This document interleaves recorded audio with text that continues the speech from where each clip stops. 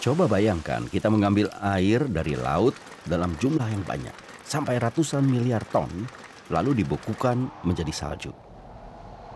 Kemudian salju ditaburkan di kawasan kutub, menutupi lapisan salju es abadi di sana. Tim peneliti memperhitungkan lapisan es di Antartika bisa diselamatkan. Dan dengan itu, kota-kota juga bisa diselamatkan seperti Shanghai atau New York. Karena jika es di Antartika lumer, permukaan laut bisa naik sampai 3 meter lebih. Rekan-rekan sedang melakukan eksperimen dalam pikiran. Banyak peneliti memang sedang memikirkan bagaimana perubahan iklim bumi dapat dikendalikan. Istilah ilmiahnya geoengineering, rekayasa kebumian.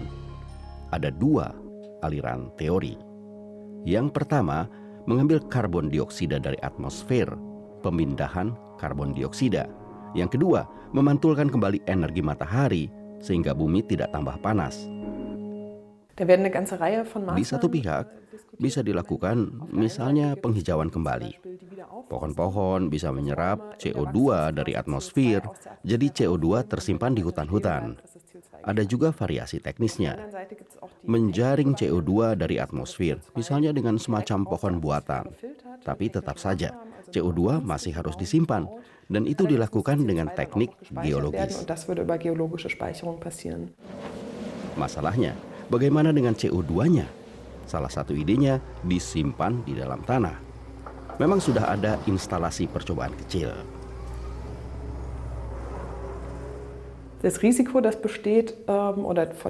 Risikonya CO2 bisa merambah keluar tanah.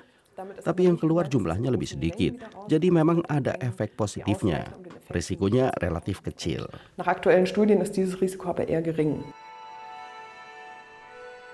Dalam metode dengan pemantulan cahaya matahari, juga ada beberapa gagasan. Yang paling sering dibahas, menempatkan partikel-partikel di udara yang memantulkan energi matahari kembali ke angkasa, misalnya belerang.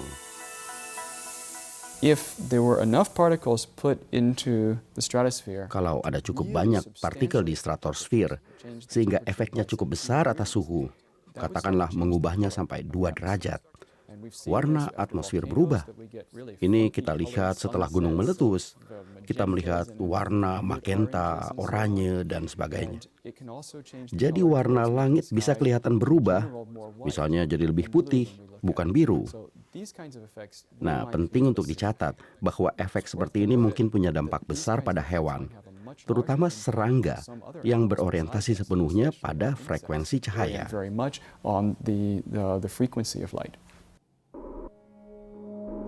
Dengan memantulkan cahaya matahari ke angkasa, suhu bumi bisa turun dalam waktu singkat. Di pihak lain, ini akan mendatangkan kekeringan di beberapa kawasan. Dan ini tidak menyelesaikan masalah CO2 di atmosfer. Tapi ini semua baru teori saja. Percobaan di lapangan yang bisa diperhitungkan memang belum ada. Apakah geoengineering bisa menyelamatkan iklim? Ini belum diketahui.